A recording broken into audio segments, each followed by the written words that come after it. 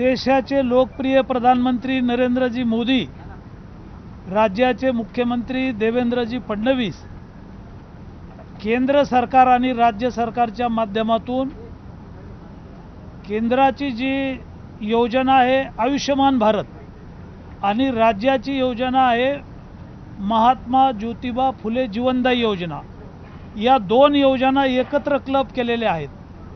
Kidney खराब झाली आहे, वाल खराब झाला आहे, लिव्हर खराब झाला आहे, बायपास करायचा आहे, मोठ्या शस्त्रक्रिया करण्यासाठी केंद्र सरकार 3 लाख रुपये देतं, राज्य सरकारनं 3 लाख रुपये दिले पाहिजेत.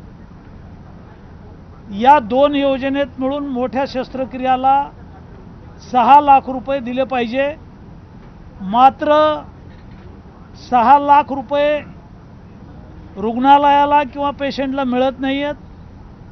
6 लाखाचा प्रस्ताव एखाद्या हॉस्पिटलनं पाठवला तर त्याला 2 लाख रुपये दिले जातात, 3 लाख रुपये दिले जातात. मोठ्या शस्त्रक्रियाला 1 लाख रुपये दिले जातात.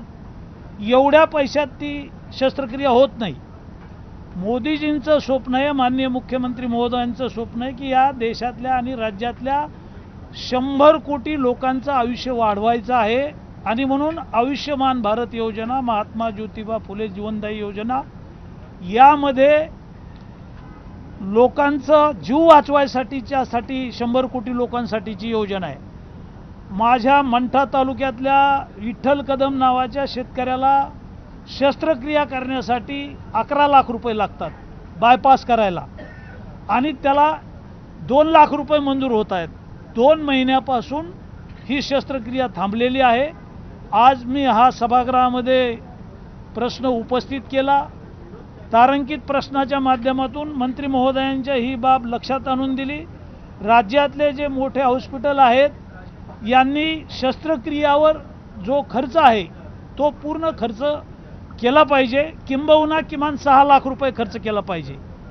एखाद्या बायपास करणाऱ्या शेतकऱ्याला 2 महिने पैसे मिळाले नाही तर त्याचा मृत्यू होऊ शकतो. हा विषय मांडल्यानंतर माननीय आरोग्यमंत्री आंबेडकर साहेबांनी याचं उत्तर दिलेलं आहे.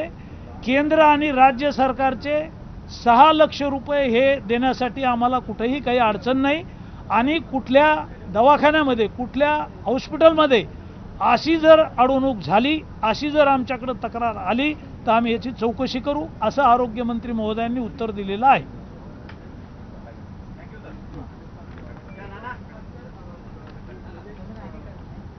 बीड जिल्ह्यातला एक महत्त्वाचा विषय आहे.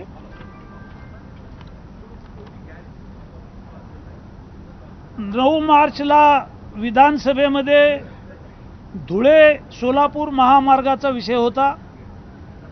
या रस्त्यावर बीड जिल्ह्यामध्ये शेतकऱ्यांना त्रास दिला जातो, अडवलं जातं. त्यांचे जे काही वाढीव मावेजा आहे 15%, याच्यामध्ये कमिशन घेतलं जातं. अशा प्रकारची शेतकऱ्यांची माझ्याकडे तक्रार होती. शेतकऱ्यांची तक्रार शासनाकडे होती. या महामार्गावर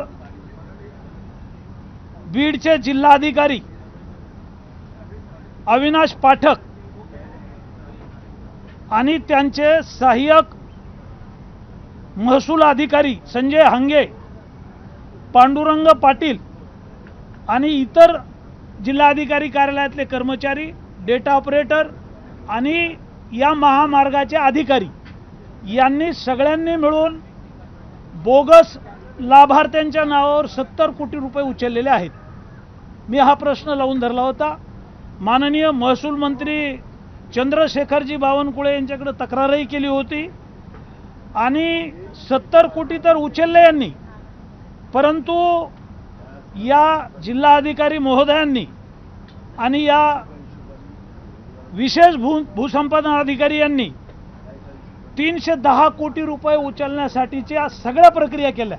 बोगस पैसे उचलण्यासाठी, बोगस लाभार्थी आणि या महामार्गात जमीन गेली असं दाखवून बनावट काही लाभार्थी तयार केले आणि जिल्हाधिकारी अविनाश पाठक, विशेष भूसंपादन अधिकारी आणि हे सगळे 10 कर्मचारी यांनी मिळून 310 कोटी रुपये उचलण्यासाठी त्याचा अहवाल फायनल केलं परिशिष्ट 16 ब आणि हा प्रश्न सभागृहात आला. सभागृहात आल्यानंतर मी बावनकुळे साहेबांना पत्र दिलं. त्यांनी त्याच्यावर शेरा लिहिला आणि तात्काळ कारवाईच्या सूचना दिल्या. 10 लोकांवर कारवाई झालेली आहे. विशेष भूसंपादन अधिकारी यांच्यावर कारवाई झालेली आहे. पांडुरंग पाटील यांच्यावर फौजदारी गुन्हा दाखल झालेला आहे. महामार्गाचे जे काही अधिकारी आहेत राऊत यांच्यावरती गुन्हा दाखल झालेला आहे. असे एकूण 10 लोकांवर गुन्हा दाखल झाला आहे. मात्र जिल्हाधिकारी यांच्यावर कारवाई झाली पाहिजे अशा प्रकारची मी मागणी केलेली आहे.